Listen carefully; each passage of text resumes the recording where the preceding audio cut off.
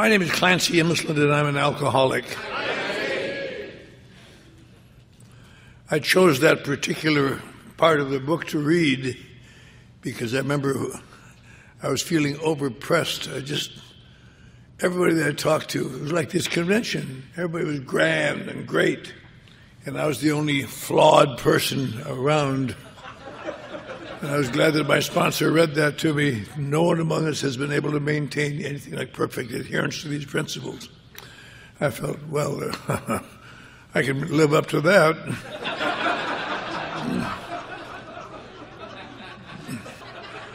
In 1960, International Convention was held in Long Beach, and my sponsor insisted I go down there.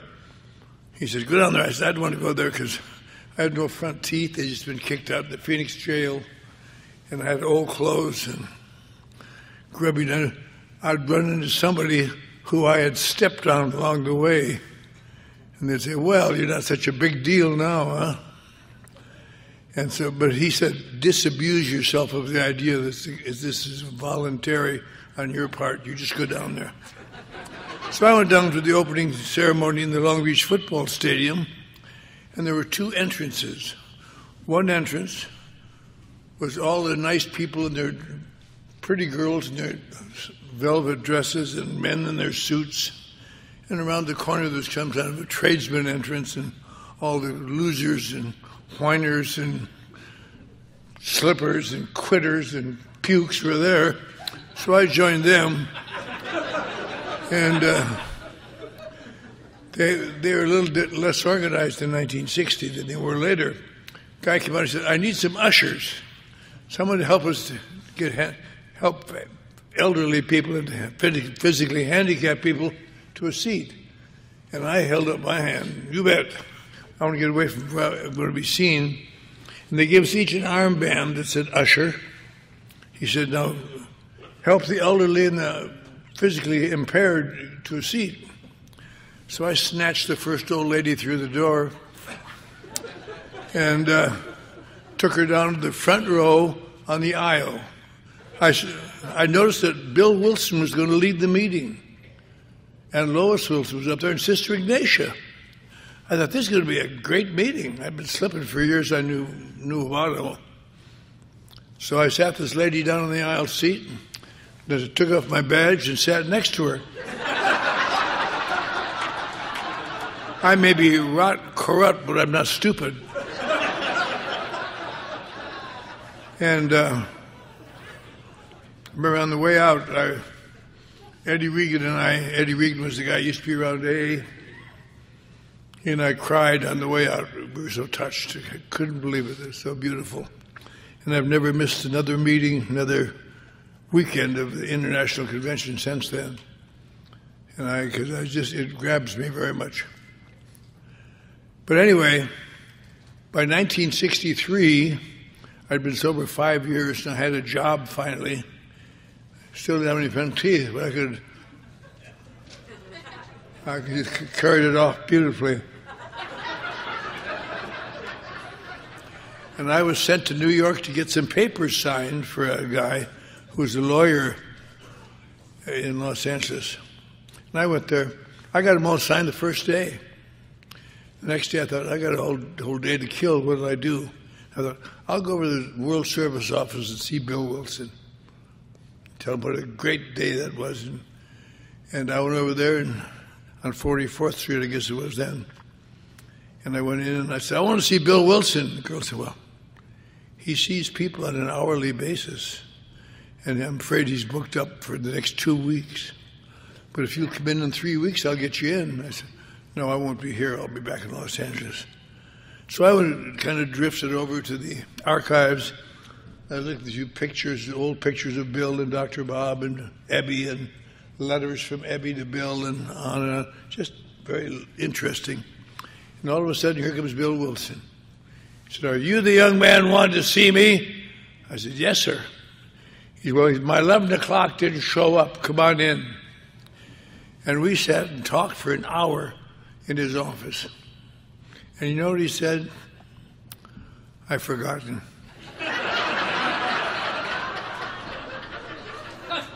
But it was very impressive, I'll tell you that. I suppose after a while, if I were just a teeny bit more corrupt, I could make up an entire talk that he gave that I could justify myself with. He might have said, well, you're not like that Bob B. from Minnesota.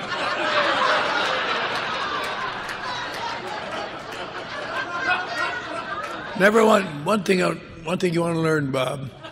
Never attack the guy that's got the microphone next.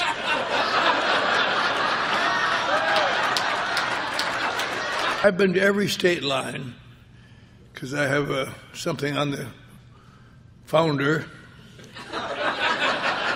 I can put him away at a moment's notice just like that. But I think this is the best weekend has ever been. I think it has lost the spirit of Whiskey Pete's Bar, where some of you weren't here, but it used to be in a place on the state line called Whiskey Pete's, an old rundown bar room. And you had to go by the bar to get to the meeting. You just want to snatch somebody and say, come on.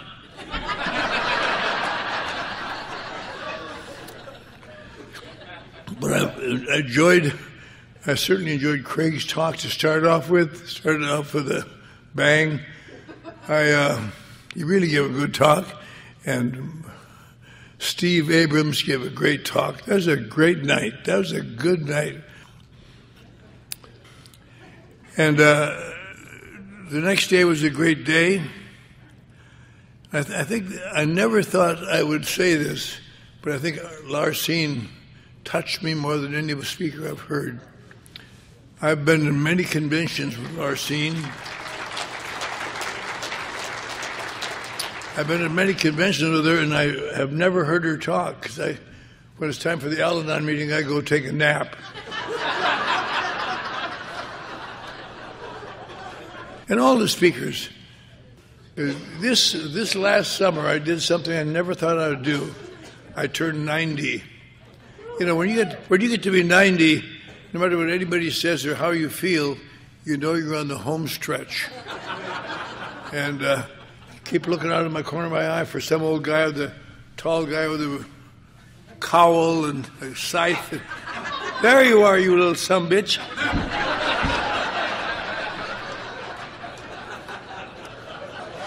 But being 90 has some advantages, has some disadvantages. But I had a terrible time with Alcoholics Anonymous. I was in and out of AA for 10 years almost. And I would have sworn alcoholics are these people who take a sip of beer and then are got to be drunk for 3 weeks because they can't get off it. I always was able to get off alcohol. I would go for a long time, but I could get off alcohol. If when the shame got high enough, I could get off it and stay off it until life became unbearable. Then I'd have a little bit more just to tide me through, which just started another pattern, and again and again and again. The last week before I came to AA, I want to talk about that. Actually, it reminds me of where I came from. I went to work at Tracy Locke, largest advertising agency in the South, in Dallas. I lived in a nice home out by the SMU on Drexel Drive. Went to work in my car, and pretty soon got called in the boss's office. He said, Clancy, he said, this is very difficult. He said, you write very well. I don't know if you ever read Elsie and Elmer the Cows, but I used to write what they said to each other. But he said, we had the chairman of Fritos here Friday, and he'd had a tour of the agency, and he told me you were drunk in your office. I said, well, I had some drinks. I don't know if I was drunk. He said, but he was offended very much. He said, and he said he's not going to support an agency where they have drunks working there. And he said, he gave us a choice. We could either get rid of you or get rid of the Fritos account, which is $10 million. And there's not much choice there, of course. So he said, I would like to have you have your desk cleaned out. and you'll be out of here by 5 o'clock. I said, okay. And he gave me a pretty big size severance check. He said, you did a good job for us. I'm sorry it wound up this way. And I had my desk cleaned off, and I stopped downtown, cashed my check, took a room in a motel. He also said, we've notified your wife that you're being discharged today. I thought, oh, Jesus. She'll be ready to go as soon as I walk in the door. I took a room in a motel briefly for a couple of days, met some new friends. We had fun. And I ran out of dough and had to go home. I drove out to my house, and there was nobody home. I looked through the window, there's no furniture, there's no nothing. Just my clothes in a pile on the front porch. The note on top says, we can't take any more, we're leaving, my wife and children. And so I thought, I was in a difficult situation with her because about a year before that, I had, in a terrible depression, I had stopped drinking. I had a good reason to stop. The shame was high enough. I had been in jail and my little son died. They had to come down and tell me your son died today. And I was just, oh, what a terrible guilt I had about that. And I was an only child, and I was trying to think of what my parents would have done. They could have done that. And a guy had called me and said, do you know anybody who will drive a car to Los Angeles? A friend of ours got a car, and he'll pay your gas and your meal money. And I said, no, I don't know anybody who wants to do that. But that morning, I knew somebody who wanted to do that. And so I called him. I said, yeah, I know somebody. He said, who? I said, me. He said, I thought you were a big shot at Tracy Locke. I said, well, they were a bunch of phonies. I had to quit. And so they brought over this car, because I knew that I should have explained it in order, but I didn't. When I killed myself, I committed suicide in El Paso in a garage because I was so guilt-ridden and I was so angry at my family. The trouble is, whenever I got sober, I did well for a few days, and then pretty soon everybody around me turned into a craphead little by little, inexorably. And one morning I got up and I felt so pained in this lovely home. And by a few days later, I couldn't even get up. I was just so depressed, so no hope for me. There's no hope for me. I'm a failure. I'm a drunkard.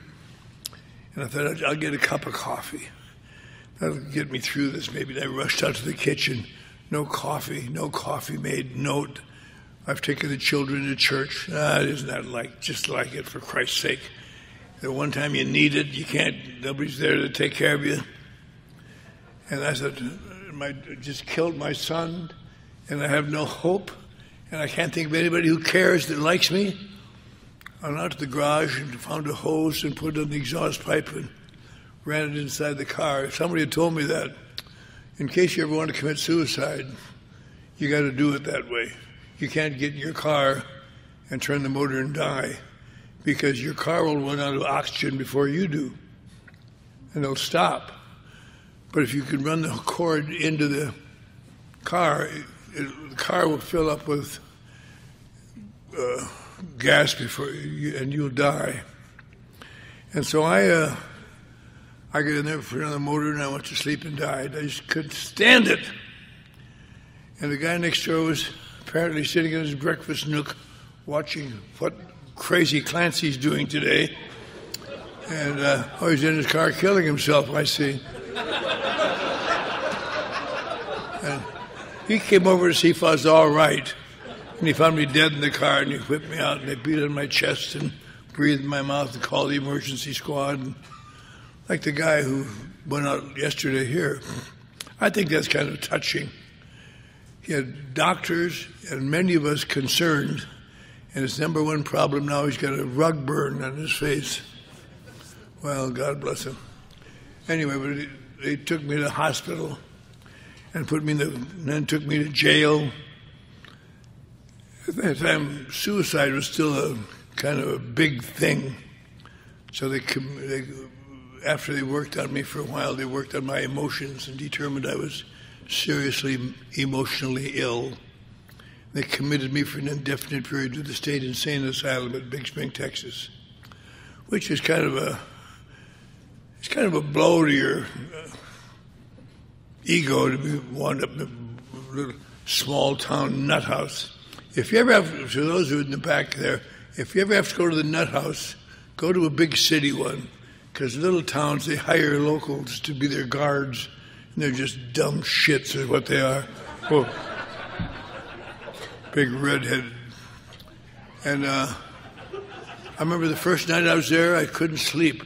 I finally got to sleep. And just as I got to sleep, from somewhere around me went, ah! Once you get used to the nightly scream. And I did fairly well there. They saw on my record that I had just directed an opera at the University of Texas at El Paso. And so they allowed me to direct the Christmas pageant in 1955 at the Texas Nut House. It was in English anyway, so I understood. But the following spring, I was getting a little restless. It was a tough place. And I thought, there's got to be some way out of here. And one of these big attendants comes in, "You're getting a little restless, boy. Don't get too restless. You can't get away from here, this escape-proof hospital." I said, "Oh, is it? Oh." That gave me a new goal. Took me about 2 weeks to find a way to get through a door and down a corridor and through another door and over the fence. And I was gone. The fox was loose. And once I got out, I realized it is an escape-proof hospital. I don't know if you've ever been in West Texas, but they can see you running for 3 days out there.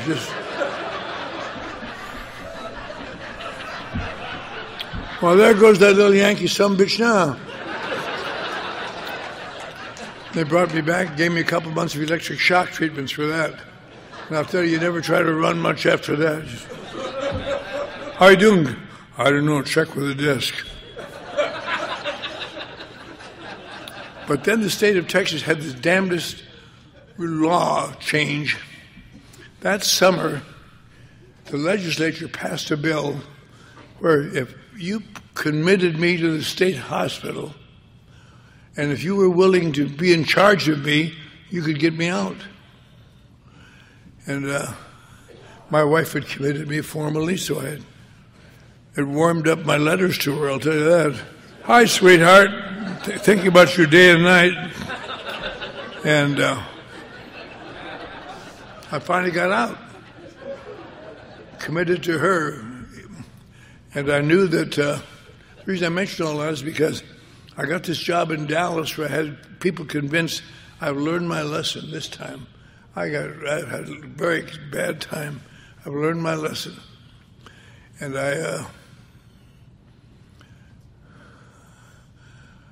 I got this splendid job making a lot of money, this big publishing, big advertising firm. And I, not as much as, I didn't have millions of dollars like Bob. Don't you always feel inadequate after he gets done talking?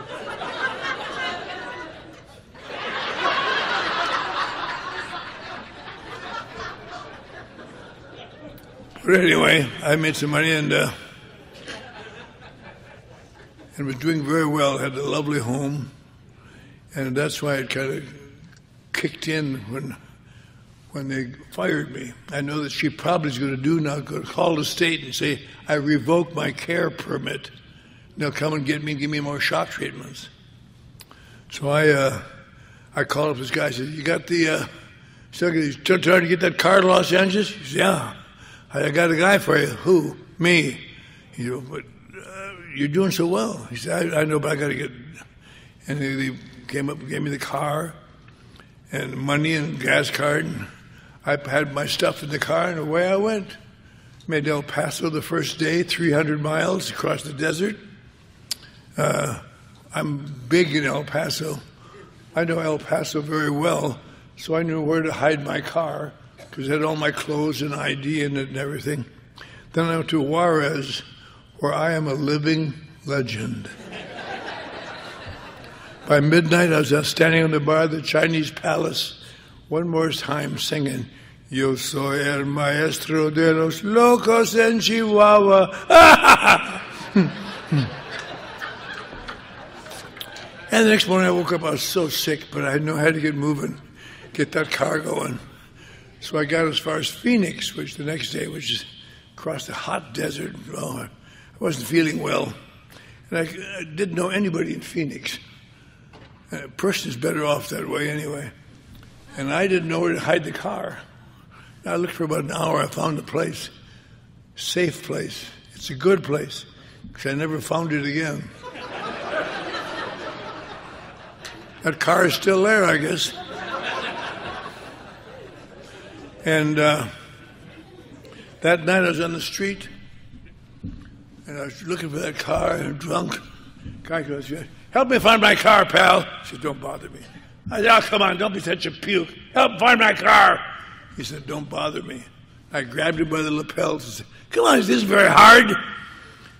He said, you should have done that, boy. He took his badge out of his pocket and said, you're under arrest. Took me to the Phoenix jail. Said one of the cuter things I've ever heard. He said, we're going to cool you off, boy. You don't cool off in a jail that's 135 degrees, I'll tell you that. But I finally got to sleep. I woke up in the middle of the night. I was so sick, oh, God. And I found what looked like the toilet to me. And I vomited while then lay down on the cool tile. Vomiting becomes better if you can be on tile, because after you're done vomiting, you can lay down your cheek. And it's cool and nice. And if you have to vomit again, you just...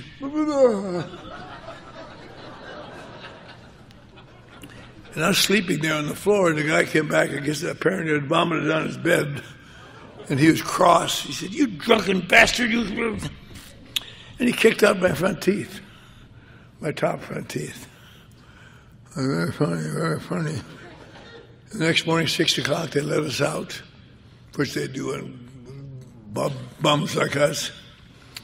And the sun's coming up. It's going to be a hot day. I didn't know it was sold in Phoenix. But I remembered what I'd learned in the years I'd been around AA. That if you really are in a bad jam, try to find an AA club. You're always welcome there. So I found the AA club, the Arid Club, boy, appropriately named, and slunk over there and went in. I was so sick, my mouth was bleeding and vomit down the front of my shirt, and just so sick. Finally, some old lady comes and said, are you sick, young man? Yes, I am. I just need a little help. If I could just get to a 12-step house for a couple of days, I could get on my feet. She gave me $20. I took that, ran down, and bought a bus ticket to Los Angeles. I didn't know why I wanted to go to Los Angeles. Nothing there for me. And I got there and on the street, and I thought, let's see now. Ted works here. There's a guy I'd heard lectures about him. I'd given him his start when he was down and out in Dallas, and he'd now become the Grand Master of several big TV agencies in Los Angeles. And I called him up. I said, this is Clancy. I said, I don't know if you remember me. He said, oh, I was Clancy. I wanted to get your address to write you a thank you note. You really changed my life. I said, I was riding a car out here, and I got in an accident in Phoenix, and I've left the car there, and they're going to send me a check, but I have nothing to do now. I said, well, come on right now. He told me to take a bus out to his office on Hollywood Boulevard. This fabulous building. Went in, and I remember I walked through, seemed like countless people, little people working away on their desks, and here's this drunken bum coming through. And he steps out of an office, over here, Clancy, get in here. So I went in there, and he said, he had tears in his eyes. Clancy, I can't tell you how sad I am to see you like this, and blood coming out of your mouth. He said, I owe everything I am to you. He took his wallet, gave me several $100s. He says, if you need more, let me know. I said, gee, thanks, Ted. I went downstairs and rented a motel room and cleaned up a little bit and made some new friends. And we had a party for a couple of days. Then I went tapped out again. I said, Ted, my check hasn't come from Dallas. Could you help me just a little bit more? He said, Clancy. He said, I called Dallas. When I saw you, I was so shocked, I called Dallas. And they told me that you used to be a nice guy. I knew that. He said, but you've turned into a drunk. He said, and I'm not going to give you anyone to get drunk on. Jesus, Ted, for old time's sake, please, something. He said, well, you come to the back of the station tonight, not in the front door on Hollywood Boulevard, but to the alley behind us. You can find that. And I'll come out at 9 o'clock on the fire escape if you're there. I was there at 8:30. It was raining like hell. And he came out at 9. He said, Clancy, you make me sick. He tossed me a $5 bill and floated down into a mud puddle, and I crawled out and got that. I fooled that crazy old bastard anyway. And the next night I was on Skid Row, sleeping in an all-night theater. I don't know if you have any all-night theaters here. I doubt it very much, because they're only in New York and Los Angeles and Chicago, places like that, when you have a big Skid Row. And they're all fooled. You can get in there when it's raining or cold, and their prices drop at midnight from, say, like 75 cents to a quarter, because they entertain all night. That's where the bums go to sleep, when it's raining and cold. And they don't even run all night then. The guy comes in at 5 o'clock and says, okay, you bums, everybody out!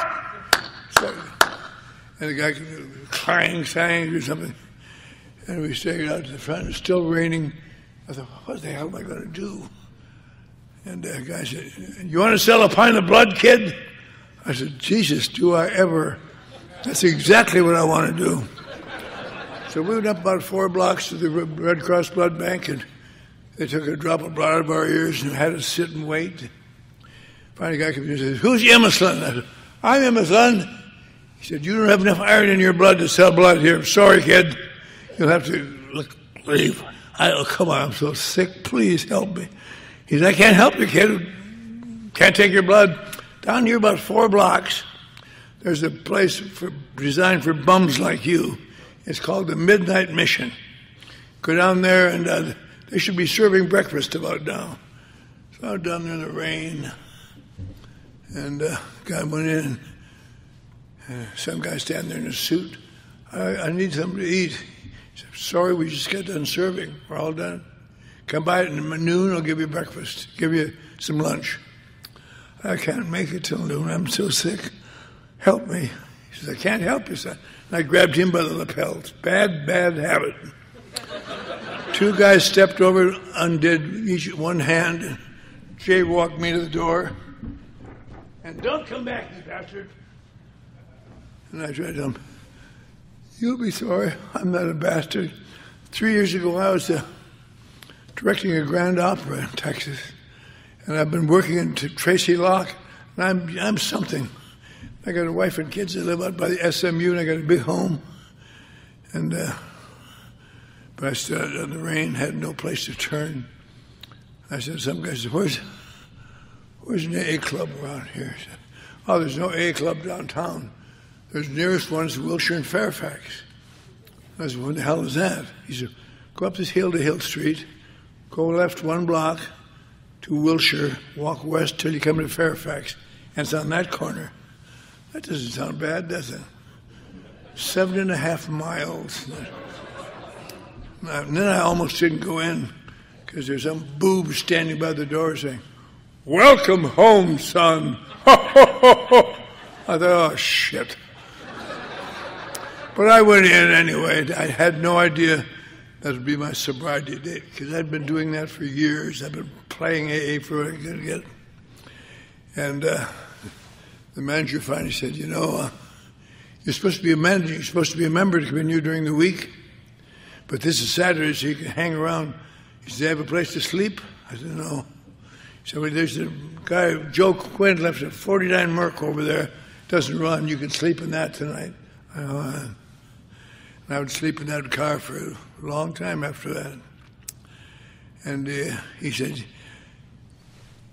I'm going to let you come in during the week, but there are 3 rules you got to follow. You can't ask anyone for money, which you've already done.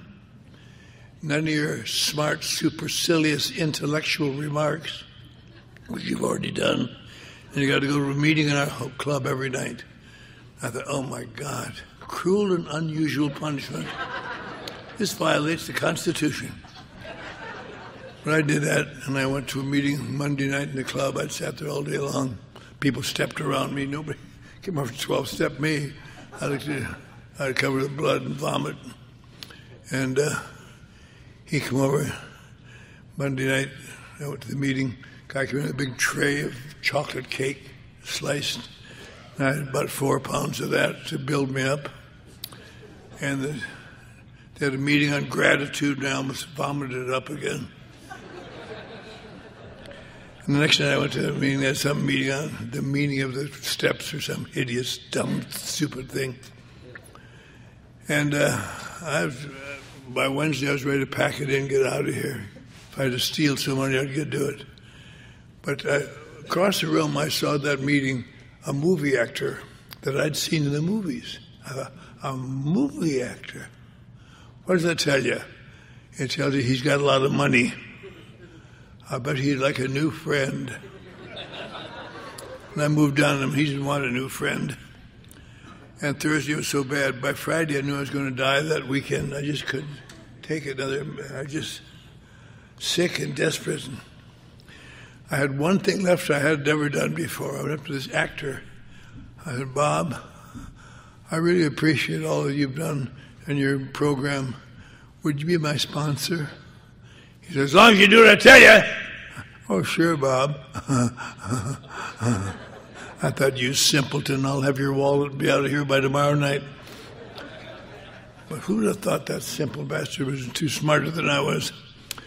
But he, as it turned out, what evolved over the next week, he would call the club sometime during the day and say, have the kid on the corner at 5:30. I'd be out there in the corner. He'd wheel up in his big Lincoln. I'd get in. We'd go have dinner someplace. He never would give me any money. And he'd buy me scrambled eggs or soup or something I could eat without any teeth. And then he would go. He spoke a lot. He would go to where he was speaking that night, and I'd sit in the front row. And about a week of this, I could give his talk better than he could, you know. I thought, God's going to make me crazy just listen to this old fool. And then on the way back to the club, he would tell me about God, what God wanted for me. And I did not want to hear it, because when my little boy died, I felt so bad. I was raised in a very, very good Norwegian Lutheran Christian home up in northern Wisconsin. And I cursed God. I said, God, screw you! You took my little boy that never committed a sin in his life and killed him to punish me. Well, screw you, God. You'll get me in hell, but you won't give me the land. Screw you! I didn't want to hear you talk about God ever. Mean, vicious old fool. And I thought, how can I stop him from talking about God all the time? I happened to think, I'll ask him some questions. And he's so self-centered, he'll take all afternoon to answer them, all the trip back. So that night, we were in Brentwood or someplace, coming down the road on Olympic. I said, Bob, you know, I've been around AA a lot of places since I was in college. I went to my first AA meeting when I was in college. 8 fat guys sitting around the table, the biggest losers in town. I couldn't bear to be with them. And AA really has no choice for me, because I am not an alcoholic. My problem is not alcohol. My problem is I got emotions that just eat me up, and I'm too sensitive to things. It's as though I'm supposed to have a coating over my emotions. I don't. I just react to suddenly. It's just terrible. I said, and I've discovered that a couple drinks makes it all right. And I sometimes drink too much. I know that, but I get that couple drinks. I could feel the emotions subsiding little by little. I said, what do you think is wrong with a guy like me? You can tell me. He said, I think you're an alcoholic. I said, but how could I be an alcoholic when my problem isn't really alcohol? He said, kid, you haven't learned much, have you? But alcoholics aren't people whose problem is alcohol. Alcoholics are people whose answer is alcohol. If it's your answer, you're screwed for the rest of your life. Jesus. I thought there must be some way out of this. But I looked over my life, and every time I drank, I was drinking to ease off the emotions. And then sometimes I drank too much. And I thought, well, the next day I was sitting around the club all day. I thought, what if what he says is right? Wouldn't that be ironic if I were an alcoholic? Because the one thing I knew for sure, if you're an alcoholic, the 12 steps are road to recovery. If you're not an alcoholic, they're just meaningless, good-natured jibes. Here's what you do to be wonderful. But if you're an alcoholic, you got to do it to get better. And I thought, what if I'm an alcoholic? Maybe I am. Wouldn't that be ironic? I'm going to do what he says, see if that works. And that night he said, kid, you think you might be alcoholic? I said, yeah, I guess I might be. He said, well, that's good. He said, time for us to go through your steps. I said, I can't go through the steps. I don't want to start talking about God because that just makes me want to puke. He said, well, you're lucky, kid. Nothing in AA ever asks you to return to God. That's lucky. What are you talking about? The steps are full of it. He says, go back tonight and read on the wall. Nothing there says go back to. He says, we started to go forward. We started to become aware of God. And he said, read it, what it says. He says, we came to believe that a power greater than ourselves would restore us to sanity. That's all you got to believe. Can't you believe in a loving God? I said, no. He said, can't you believe that AA is here to help you? I said, no. He said, do you think I'm doing better than you are? Yeah. He said, congratulations, I'm your new higher power. And I could accept that. I had no idea I was working step 1 and 2. I wouldn't. Then I thought, I better do what that old son of a bitch says for a while, just to make him think I belong. And I began doing what he told me, stupid things to do. Thanking the speaker wherever you go, sitting quietly. He says, when you get some decent clothes, you can put decent clothes on when you go to a meeting. I remember he took off I had a cap, said Badgers on it, cherished thing. He took it off, stepped on it. I said, what do you do that for? He said, I don't want you wearing that cap in the meeting. I said, what page of the book is that on? He says, I'll tell you, kid, if you ever stay sober long enough to get a house, I may come over there and have dinner. But I'm not going to sit at the table with my cap on. And this is 100 times more important than your damn dinner. I can understand that. I've told an awful lot of guys that over the years. I didn't dare to step on their caps, but I told them. And little by little, we went through the first 3 steps. I guess I was doing them. And he finally said, the big step here is inventory. I'm not going to take an inventory, put my fate in the hands of some blabbermouth. Screw that. He said, well, kid, you got to do it somehow. I thought I'll do it when I get around to it. And I got a job as a dishwasher at the Gaiety Delicatessen on Sunset Boulevard in the Strip. And I lasted till 10 o'clock the first night. Got fired. Because I observed that the busboys were bringing in more dishes then the waitresses were taken out. I knew they were getting them in other restaurants to humiliate me because I was an Anglo. What do you think of that, Louise? And he fired me. I said, but I'm an AA member. He said, I don't give a shit about that. You don't wash your dishes.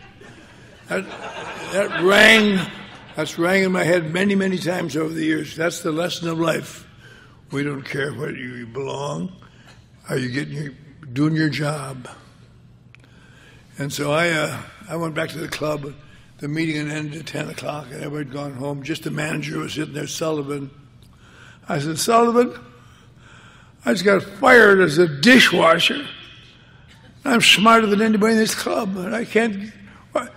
Guys that got sober at the same time I did, they got cars, they got girlfriends, they got everything, and I haven't got even a place to live. I live in that damn old Mercury out there.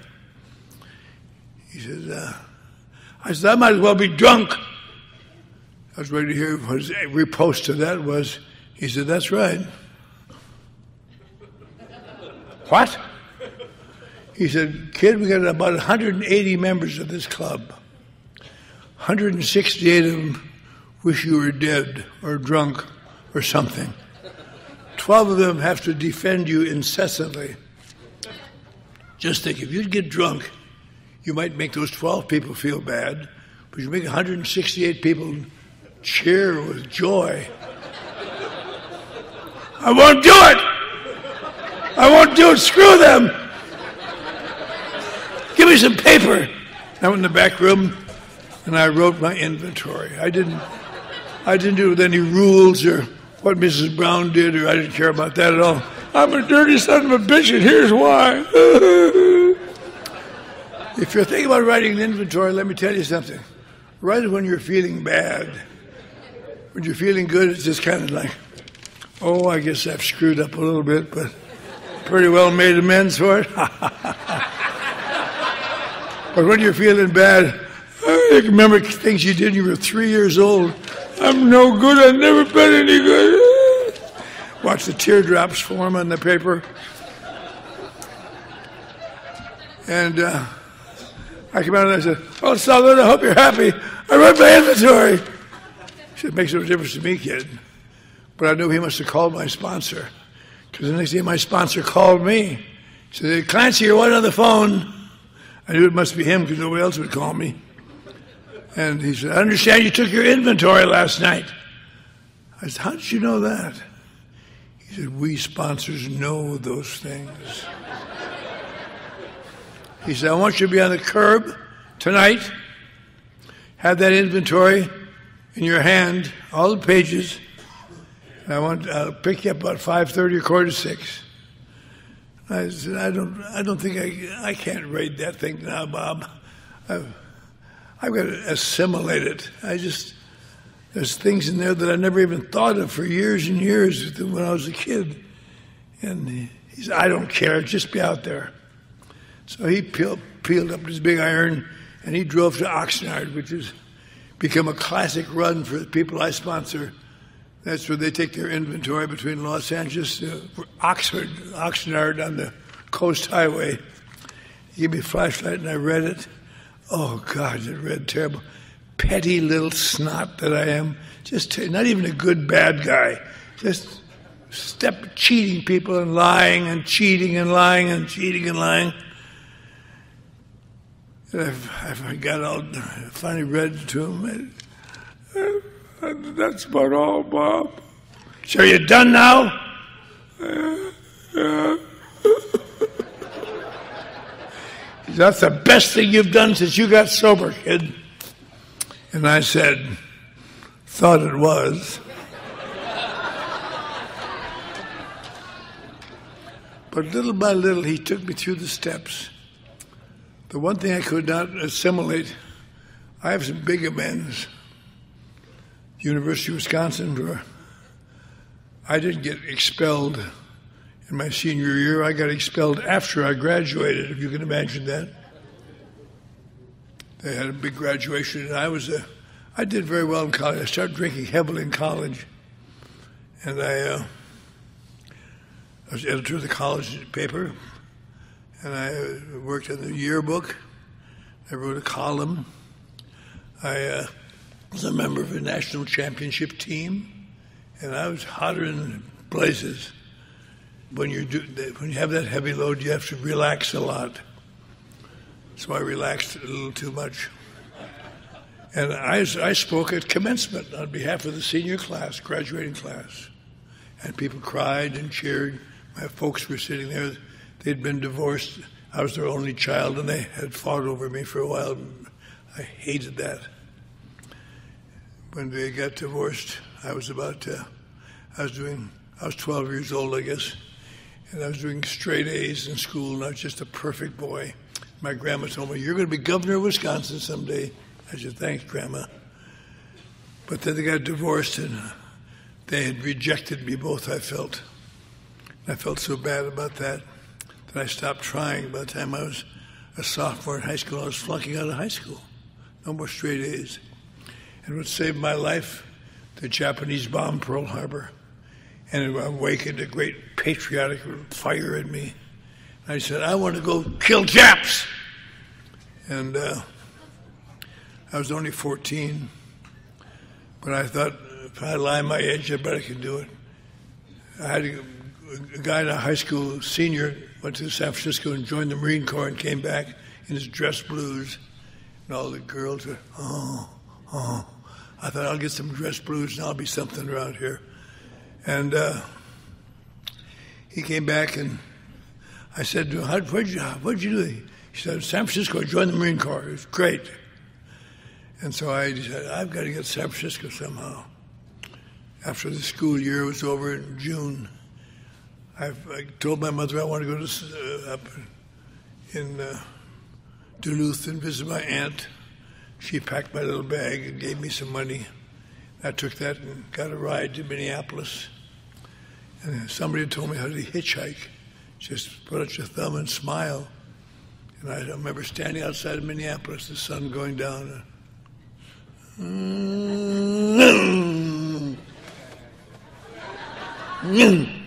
But finally a guy stopped. I said, "I'm going to San Francisco." He said, "So am I. I'm in the Navy. I'm going back to my ship." "What are you going to do out there?" I said, "I'm trying to get in the service." "Well, that's good, kid." So he drove me all the way to San Francisco. Bought my meals, bought me a little place to sleep at night in the trailer court. There were no motels then.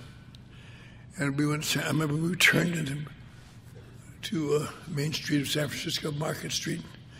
And I smelled the ocean for the first time. I had, oh God, this is heaven.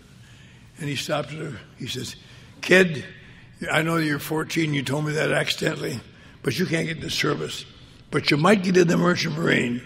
Go and tell them you're 16. Don't tell them you're 14, because you're pretty big for your age." He stopped at the Coast Guard office now, and I said, "I want to be in the Merchant Marine." The guy says, "Fill out this application." So I filled it out and I put down 16. He said, "Well, you're only 16, kid. You have to have your parents' permission." So I took it around the block, got my parents' permission. And that afternoon I was on a load of torpedo warheads going to the South Pacific. I had my 15th birthday in Pearl Harbor. I remember that so wonderfully well. And then the next day we went on to Guadalcanal, which was an invasion area. And we sailed around. Everybody in the Merchant Marine at that time were old drunks. If they weren't old drunks, they'd be in the Navy. But these guys would get drunk and raise hell. And I remember all the way across the ocean, listening to these guys get drunk. Finally, one day, a guy came over and said, "How about you, Junior? You think you're man enough for a little snort?" I said, "Sure." Oh. And I never drank again. And I got to be known as the little minister. I'd lay in my bed and I wouldn't drink, wouldn't curse. I told them that's what Norwegian Lutherans do. They're just good people. And we sailed around up to Dutch Harbor and the Aleutians and different places. And I was so dumb. I just enjoyed every minute of it. I was excited. And as soon as I was 17, I rushed over and joined the Navy. At the end of the Naval War, I was in the Naval Hospital outside of San Francisco. They're taking some operation on me, and I really felt like something. And I got out of there, and I went back home to Eau Claire, Wisconsin. And a lot of the veterans are going back. A lot of veterans going to, they mill around in the streets. And the big push that time was to go to college, go to college. And so I couldn't get to college. I'm only a sophomore in high school. But I went down to the VA guy, and when I was in the hospital, I'd written some tests that they'd taken, and I had done very well. And I took a copy of my tests, and he said, "I can get you to the university, kid." And he got me to university when I was 17 or 18, about the right age. And I went to college, and I did quite well. I was president of my class one year, and I did quite well. And I graduated, gave that commencement talk. And then, through a series of bad breaks, I was working. I got a blank diploma because I not gone to English history the last quarter because it started at 6 o'clock or 8 o'clock in the night, too early to get up in the morning anyway. So I just screw them. And I got incomplete, and I had to go to summer school to get. I was hired to teach journalism in Duluth, Minnesota, at Duluth Denfeld High School. I was doing very well, and I went to school that summer. I had to go 3 hours a week. I balanced white sidewall tires at the U.S. Rubber Company for day after day and made money and did very well, except I met a girl. I would tell the guys in the bar about how I'd been screwed by this college. They got tired of hearing about it. But one night a girl came in none of us knew, and I could tell by looking at her she wanted to hear about this story. And I told her at length, and she says, "It doesn't seem possible that you should be that big a celebrity. You got dirty clothes on, your fingernails are dirty, your face is smudged." I said, "Well, I just came from work."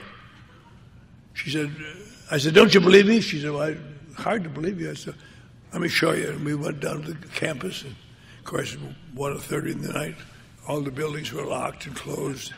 I found a door that had just panes of glass, and I broke a pane of glass and got in, and I took her upstairs to the trophy room, opened the door and turned the light. There's a whole trophy case, much of it me holding trophies and smiling.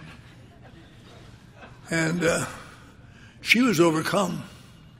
She slumped to the floor, as I recall. And the policeman's flashlight illuminated this grisly scene. She said, "What the hell are you doing there?" "Nothing anymore." And they arrested us, took me downtown, charged me with breaking and entering in the nighttime, automatic 5 years in the state penitentiary. But thank God the school put in some clout for me. And they said, "He's just not a very mature person. He drinks too much." So they reduced it to drunk and disorderly. I remember sitting in court the next morning. I still remember that. The judge was a friend of our family. He was going to come in and give me another lecture. And I got a guy come into the box. He said, "Who's the Imbecile?" I said, "I am." He said, "This is for you." And I looked inside. All my school books were in it from the university, and a note on top of the dean saying, I've covered for you for 4 years, but I can't cover this one. You're expelled." And got a telegram later that day from Duluth saying, your contract to teach journalism has been expunged on the grounds of moral turpitude. I thought, Jesus, what a bunch of bad breaks. And I had no job, I had no money, I had no nothing. I got a job at the newspaper writing sports, because I know sports and I write about them quite well. And I had a good job, got paid, and I met this girl with black hair and black flashing eyes, so much different from those Lutheran girls with their blonde hair and blue eyes. She was mysterious. And we got going around together, we got married. Fortunately, she was already 5 months pregnant. So I knew that my line was going to continue. And we got a little apartment. I think it was the happiest days of my life for a long time. I got a gin and vermouth and came home my job and make martinis as much as I could drink, go to bed and sleep, and she would just be so nice. And it was just wonderful. And but then she ruined it. Turned out she was a Catholic. I didn't know that. Lutherans don't marry Catholics. At that time they didn't. But she admitted she was a Catholic, and she started following Catholic procedures. One of the greatest is having a child every few minutes. Boom, boom, boom, boom. And I had to get a better job, so I got a job as in an advertising agency for a big manufacturing company, and I started my way. But that last year of college, I got drunk so often that they said, why don't you go downtown? They got this new thing called Alcoholics Anonymous. Sure, I'll go down there. Now in this room, 8 fat guys sitting around a table, the biggest losers in town, just all of them are losers, failures, quitters. I thought, I can't stand it. And every time I went to AA, it seemed to me I just spotted the same losers and quitters. I'm not an alcoholic. The guy said, are you an alcoholic? I said, no. He said, you shouldn't really be here. And so I never paid much attention. I went to AA off and on when the heat was on. I'd simulate reform, but nothing they could tell me that would help me because I didn't have their problem. And so that's how I had wound up without a college degree, with nothing going for me. And I drank for years, and I drank at Fairbanks Morris until they called me and said, you're drinking too much, we have to let you go. That went on for 10 years. I went to an advertising agency in Rockford, Illinois, another place in Chicago. I drank a lot, and I was drinking heavily, and I could do good. I'm a 50-yard dash man, boy. I can, for 50 yards, I can go like hell. And now all of a sudden, I'm down and out, sitting in a club, watching people go out of their way to get around me. Oh. Because I smelled bad, looked bad, and I had no idea that would start my sobriety. And a couple months ago, I celebrated my 59th sober birthday. And I'm the only one of that club. I'm the only one of that club who's still alive. All of those people who deigned not to talk to me are dead. I went to many of their funerals. A couple of them I even did the liturgy for them. But isn't that nice that I'm sober a long time? And I think about it goes back to the fact that my sponsor told me what an alcoholic was. I thought, that's what I am. And we went through the steps. But we were getting along pretty well. And he, I guess we're about out of time, aren't we? Well, I got to tell you this story anyway. I got to go back to the University of Wisconsin and make an amend. And I said, well, how am I going to do that?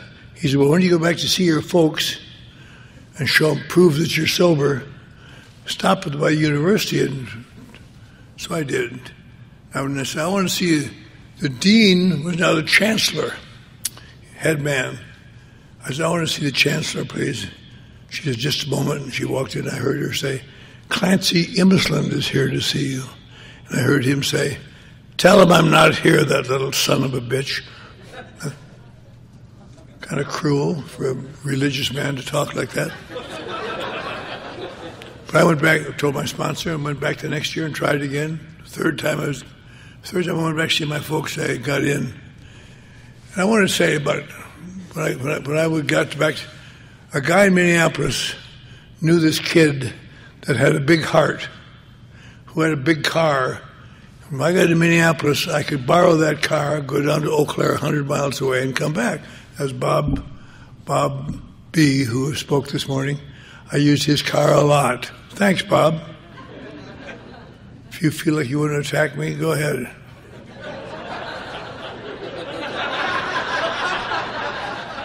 I never liked your car anyway. Anyway. But he finally got in. I said, I want you to know that I'm so sorry. I'm in Alcoholics Anonymous now, and I've come back to make amends. He said, well, you almost cost me my job, Clancy. He said, I was your dean, and I covered for you and covered for you. He said, I'm glad you're doing something about it. It's pretty late in the game, but all right. And that was the end of that. And in the interim, I had worked in a couple advertising agencies in a TV program in Los Angeles. And I was working in an agency, and a guy called me and said, you know anybody who wants, the director of the Midnight Mission just died from a heart attack. You know anybody who wants to go down and get that job? I said, Jesus, no. I don't know anybody. If anybody that wants that job, I'm going to cut him off my list of acquaintances. And I went down there just to see what was going on, and they were so screwed up. It was just, terrible. And the next couple of days later, I was lying in bed. My wife and children had come back to me about a month before that. And I said, you know, Charlotte, by the way, in the Al-Anon talk, she said how much she'd been helped by Charlotte. Well, she didn't help me much. I had to do something, and I would go back and see that. Finally got to see the regent, and he said, I'm glad that you're doing better, but you really did very poorly here. We gave you every chance in the world to be something. I thought sure you'd go on to get a doctorate, but you're just a drunk. I said, I guess I was. I'm sorry, Dean. And I went back to my job. I was in bed with my wife. I said, maybe I'll take that job at the Midnight Mission. I can make an amend by going down there and setting them right. She said, well, if you want to trade a $100,000 a year job for a $10,000 a year job, then go ahead. I thought, you can get a job. And so I went down there and I got a job there, and I set it right. And it was what I'd been doing is writing and moving papers back and forth. And here I was all of a sudden in the middle of a really exciting place. People are drunk and sick and dying, shooting and stabbing, and cops all the time.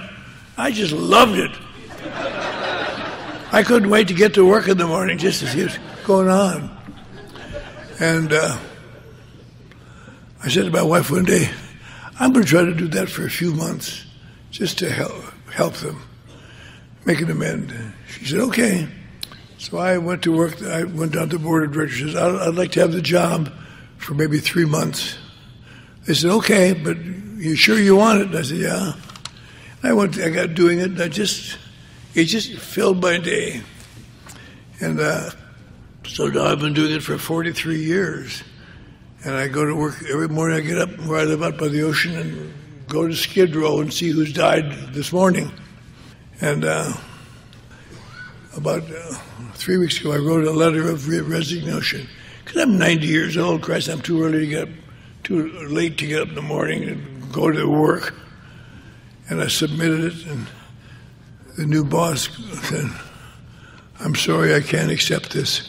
We need you. So the dummies, I'm going to wait for it till they don't need me, and I'll slink out of there.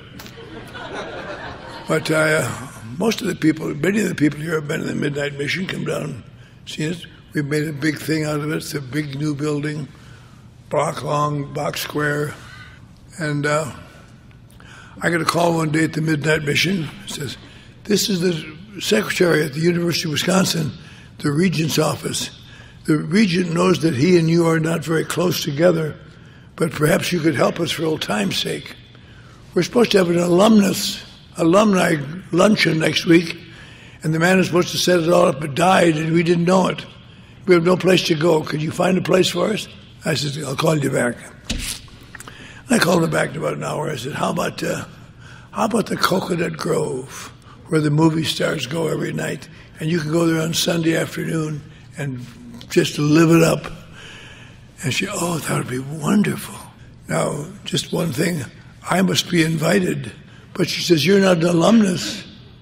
That either get me or forget the Midnight. we're having coffee in the coconut grove. Everybody's just thrilled. And the chancellor says to me, Clancy, what does I hear about you giving up your career as a writer to help street people? Is that right? I said, well, that's kind of like it, but yeah. He said, that's unusual. I can't believe that you would do that. You're the most self-centered person I've ever known. For you to give up your life to help others is like turning water into wine. This is a miracle. I said, well, pleases me. So he said, I want to see this place. We drove over there. He said, I don't want you to call them and tell them we're coming. I want to see it in all its pristine purity. So we got there on Sunday afternoon, a bunch of old guys in the street. Hi, Mr. Clancy. Hi, Mr. Clancy. We went in and clean, sparkling, just had been washed down. And went to my office where I got some awards there. And he said, I can't believe this. This is the most remarkable turnaround I've ever seen in a human being. He says, to think that you, selfish, nasty, rotten, undisciplined sort, turning your life over to help others. I said, well, makes me feel better. And he said, thank you. And he went back. That was the end of that, so I made that big amend. And my sponsor had just died, and I wanted to tell him about it. But I didn't have a sponsor at the moment. So I asked Chuck Chamberlain to be my sponsor. I was a little afraid about that because he's such a spiritual person. I'm afraid he'd have me go to Vespers every morning or something. He says, what's this I hear, son, about you being a little at odds with God? I said, well, Chuck, God hates me, and I hate him. He said, I'll tell you something, son. You're not important enough for God to hate. Oh. So I tried praying that night to give him another chance. And I set him up, and we went over there, and he said, that's wonderful. The next year, I was sitting in the Midnight Mission, running the Midnight Mission, and the phone rang. She said, this is the Regent Secretary at the university. And, do you know the Regent is retiring from the university next year at graduation? I said, no, but I wish him well. She said, and it's strange. He's named you Distinguished Alumnus of the Year. Would you come back and talk at commencement? You bet your ass I would. I didn't. I said, yes, I will. And I went back there, took all my kids back there. It was wonderful. My mother and father are both still alive. They're both dead now, but they were still alive. They both had crying because their only child had finally turned around. And it was just a great amend. And little by little, I was noticing that I've always had a little argument with that concept of the 11th step, saying that you're going to feel better. And the 12th step, having had a spiritual awakening as a result of these steps, which I believe to be absolutely true, but I never got that much better. I'm kind of a goof. I'm full of error and doubt and fear sometimes. But thank God what the steps have done for me, they've made everybody else shape up. Little by little. So I'm not afraid anymore, I can handle them. But I go to work in the most severe part of town every day, where there's killings every morning.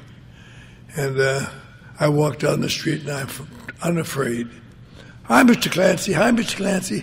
It's all very nice, but it's that's what I think. That 12th step, which having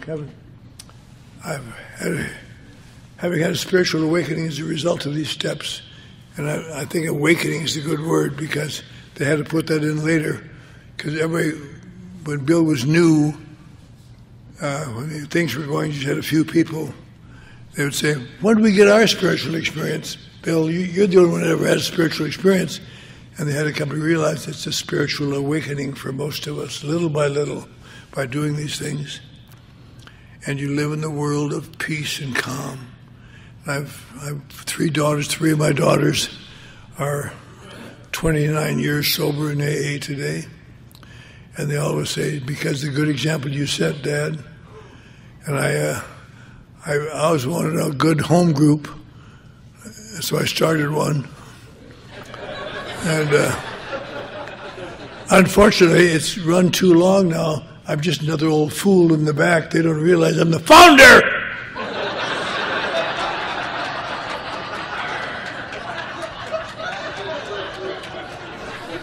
And I'm not giving up my parking spot to some newcomer. I say that maturely. But the 12th step, really, there's not much to it except that what you're doing, you're enjoying the fruits of the first 11 steps. That's what you're doing. And you live in a world of not of enemies, but of people that are on your side most of the time. It's such a good feeling. And there's such a strong, in the traditions, we get around 11th and 12th tradition, they talk a lot about anonymity, because that was a great bother to them. I don't know if any of you know, once upon a time, Bill Wilson was named Time Man of the Year. And he had to say no because it would break my anonymity. That's something. To be Man of the Year in Time magazine and not be able to accept it. And so I think I have many times over the years been people come and talk to me about, why don't you we'll write a book about your story. It's such a big thing. And I tell them you can't do it because without AA it's meaningless, and with AA it's violating the tradition. Because the 12th step and the 11th step are quite clear in the 11th and 12th tradition. And I was thinking of the ending of the long form of the 12th tradition, which really is great in the book. Where we think about what are we doing here? This to the end that our great blessings may never spoil us, that we shall forever live in thankful contemplation of Him who presides over us all. And when you can do that, God bless us. Thank you.